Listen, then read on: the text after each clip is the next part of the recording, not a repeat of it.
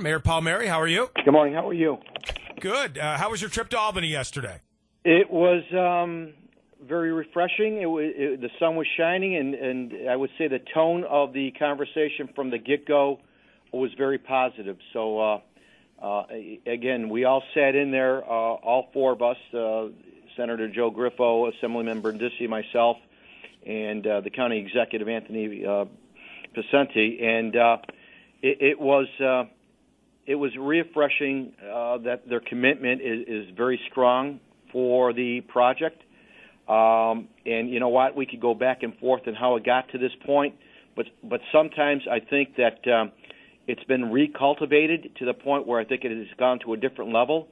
And I think we all left there feeling much better about the proposed hospital in Utica, New York. On a scale of 1 to 10, Mayor, what was your sense of urgency in creating that trip yesterday to Albany? Probably 3,455,000. All right. Listen, this area, the greater Utica area, deserves a state-of-the-art hospital. That's what we deserve. And I think collectively Scott Perra has done a great job with the consolidation. I think that's why initially the funding was available for that. And now the next level is making sure that we're able to drive this home. So I think for all the levels, I think you see some great things happening in the greater Utica area, and this is just another one. And again, it's not happening next year. This is about a 4-year program. But the fact to have a state-of-the-art hospital in Utica, New York, it speaks volumes for all four of the elected officials and everyone else that's out there working extremely hard to provide the best services for, as I always said, the best people in the world.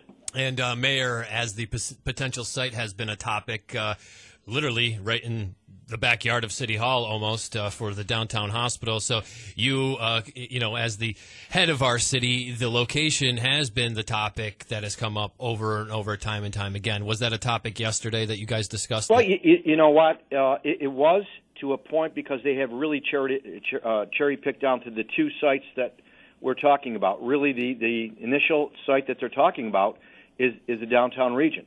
And the backup plan would be the St. Luke's facility where they are. So, I mean, as we're moving forward, their due diligence at this point is, A, to assemble properties and see what the cost factor is going to be. But I think we were very proactive in speaking, and as was the governor's office, is that downtown is the preferred site at this point for the state-of-the-art hospital. And I think the other level to that is all the amenities that brings to all the great things that are happening, along with the nanotechnology, downtown Bag Square, the harbor, North Genesee Street, the Brewery District, the East Side. It just is a look at the city that we haven't felt like this in maybe 60 or 70 years. So in looking at where the hospital should be, obviously their engineering, their architects will have the final say at this, but the initial site is the best site, which I'm 100% behind, is the downtown area.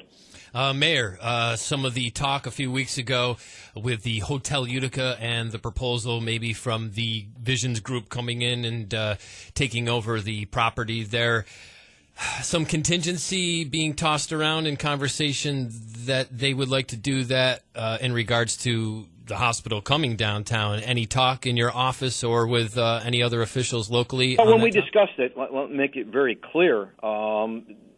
The hospital was, we didn't know where that was going to be. I mean, to the point of they are invested into this area. They understand it. Would it be the cream on top of the cake? Yeah, absolutely. But it's not going to have any hinging whatsoever of what happens. We're moving forward to the best of my knowledge. Again, we have done. The city will do whatever we can to lure people in here to give us the best atmosphere and environment to get return on your investment. Now it's going to be between the two entities and it's a private, contract between the two of them. But it does not hinge on whether the hospital's downtown or not. All right, and your understanding of timetable again? In reference to? Well, the completion or the hospital? Final approval, things like that. Well, I think, again, the due diligence, and I think that Scott Perra made it very clear, it's going to be in the next quarter at this point where that's going to be. They have a firm that's going out there. They'll do their due diligence. They'll be working with, I believe, Edge. They'll be working with all of us. But I think within the next 2 to 3 months, that will have a better understanding of where it's going to be, the commitments there, and obviously the commitment from the governor's office makes it a little bit more palatable at this point to breathe a little bit easier. But you know what? There's no guarantees in life except for, unfortunately, taxes and death. Talking to Mayor Palmieri on the Talk of the Town at 100.7 FM WUTQ.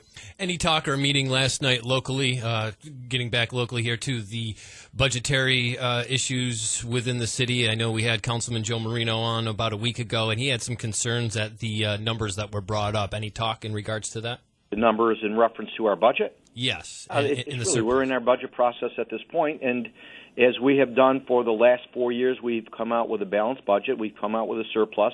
We came from the brink of bankruptcy to having a surplus, a capital fund roughly of roughly $5 million right there, fund balance.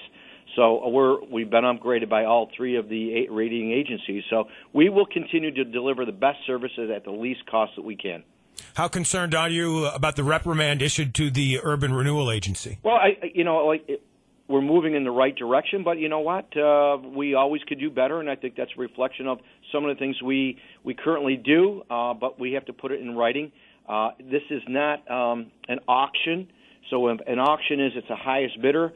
Urban Renewal, what we try to do and what we do, and if you could see over the last 4 years how the productivity that we brought to the table, it's the best use for that. And sometimes if you could have somebody who's going to be living there, owner-occupied, you may take a little bit less money because, A, they're going to be residing there versus it going to be as a rental property. So we take all these things into consideration, and I think what you're reading at this point, we need to put that down into actually policies and procedures so it's very clear and defined.